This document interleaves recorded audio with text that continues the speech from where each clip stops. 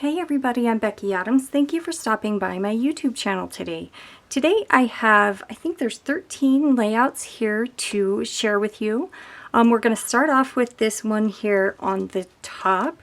This is a project that I did for Scrapbookcom. If you're following me over on Instagram, you will have already seen this layout, but Scrapbookcom has an adorable stockings die that I don't think this is even the smallest one, and then they go up. They're really, there's a really wide variety of sizes on that die set. Scrapbook.com's products are always linked in my description box. It is an affiliate link, and I really appreciate you shopping through those links and supporting my channel. This is also a Scrapbook.com project. You guys, this is another super fun die set. These are all pockets. So the die set has this little flap that folds over, and I hope you can see it on camera, but there's a little scalloped edge along each of the pockets. So I created this layout that had a photo of my husband and I, and then in each of these little hearts I just listed something that I enjoy, or that we enjoy doing, actually that I love about him is what that is. Here's another Scrapbook.com project. This is a 9x12 layout that I used lots of exclusive dies from Scrapbook.com. These butterflies are a new die set that are just gorgeous. And then there's a smaller butterfly set, and then these right here are really tall pockets. And then these tall skinny alphabet die is from Scrapbook.com as well. But I thought it was really fun to layer these vellum pieces on top of the pattern paper. This project was a just for fun project using the July sampler kit from Scrapbook and Cards Today magazine. It's using the Doodlebug My Happy Place collection, as well as a die set that is exclusive to Scrapbook and Cards Today. That's where this die cut title came from. And then there's also a stamp set from Gina K Designs, and that's where I stamped the little hearts there at the top. And this is another just for fun project. I treated myself to a kit from Felicity Jane. I can't remember whether this is the June. I think this is probably the July or maybe the August. I think the July kit.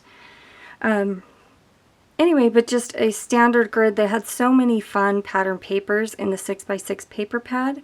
So I just cut out a whole bunch of squares to create a grid, and then layered this 4x4 photo of me on the top. Here is another one that I created with the same Felicity Jane kit titled Summer Picnic, and it just features two, 4x3 photos. I love this chipboard title, or these chipboard letters. I wish you could see. They're such a great quality and dimension, and then I thought it was cute to just layer those cute little peaches or oranges, I'm not sure, down there at the bottom, because this was a layout about having a picnic. Here is a project that you may have seen either on my Instagram feed or in the summer 2022 issue of Scrapbook and Cards Today magazine. I created an 8.5 by 11 layout. Actually, well, I created two layouts, a 12 by 12 and an 8.5 by 11, all about travel. If you missed my announcement about my travel class with Scrapbook and Cards Today magazine, I will always have that class linked in the description box below. I would love to have you join me for that. And these two layouts just kind of kicked off my travel toolkit class. So here's the 8.5 by 11 layout. This one, I combined products from the Simple Stories Let's Go collection and the Round Trip collection from Maggie Holmes and American Crafts. This one is just exclusively Maggie Holmes, oh gosh, round trip collection. And I just cut strips and put them at the top and bottom. I reversed the order to just kind of shake things up, but also I wanted there to be a little bit of continuity.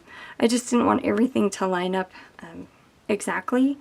And then created a title down here, 2 photos, and this embellishment cluster up here. Again, you can find this one in the summer 2022 issue of Scrapbook and Cards Today magazine. Here's a project that I did more recently for Simple Stories using the Simple Vintage October 31st collection. I cut out some strips of pattern papers from the 6x8 paper pad, this big Halloween title I love so much, and then this huge, that's one chipboard piece, and I had kind of set a goal to use one of those big chipboard pieces. I don't know that I've ever used like the biggest chipboard piece, but this one was a lot of fun. Here's another one that I did just for fun. I ordered the new Bella Boulevard Halloween collection and created this one. Actually, this is one that I did on my lap as we were going on a road trip this summer. So I love the contrast of the divided page and the the biggest embellishment cluster over here, and then it carries on up into the left corner of the page, and then just this big tag that mats my photo. Here's one that I have had done for a long time, and I honestly can't remember. I don't think I've shown it here on my channel, but this was a really fun project because I took stencils and used them to pierce holes in my paper to create these snowflakes that I hand stitched. And then the fun big chipboard title. This is a project, or excuse me, a collection from Doodlebug. It's an older collection. But I thought that it would be a fun one to share. If you do happen to try this stencil technique, tag me. I would love to see what you create. Here's one. Let me see if I can show you. This is a project I did for Scrapbookcom. They have some really cool new page protectors that have flip outs. So they've got some in this 6x8 size and also 9x12 in lots of different configurations. I will link a few of them in the description box below. But then I also used pattern papers from Scrapbook.com as well as some stamps. And then we'll get these last couple of projects back in here. So this is another Scrapbook.com project. I stamped these gorgeous florals from Scrapbook.com and colored them in with colored pencils and then fussy cut around them. And then these dots here are pops of color. It's a pearl yellow, just gorgeous color and a perfect embellishment for this page. And then another die cut title using exclusive dies from Scrapbook.com. Here's another project that I used those floral, let me see, I don't think it was the exact ones, but they are floral stamps from Scrapbook.com. And I stamped on black cardstock. Actually, let me tell you the process that you would need to do if you wanted to recreate this layout. So first I would cut out the bats and then stamp on them and then clear emboss with clear embossing powder and a heat tool. What I did is I stamped and embossed first, and it didn't work well. Kind of some of the embossing kind of flaked off when I die cut the bats. So I would definitely cut the bats first and then stamp and emboss on them. So just cut the bat, put it on a piece of scratch paper, and then stamp on it and go from there. Don't stamp first. And let's see, this is using the new Bella Boulevard collection, and just this festive alpha from Scrapbook.com. I do think this one is out of stock. I would say that this is my #1 must-have alpha die set from Scrapbook.com. So I'll link it in the description box below. And if it is out of stock, just click that notify me button, and then you'll be the first to know when it's back in stock, and you can get that die set, because it's one that I reach for all of the time.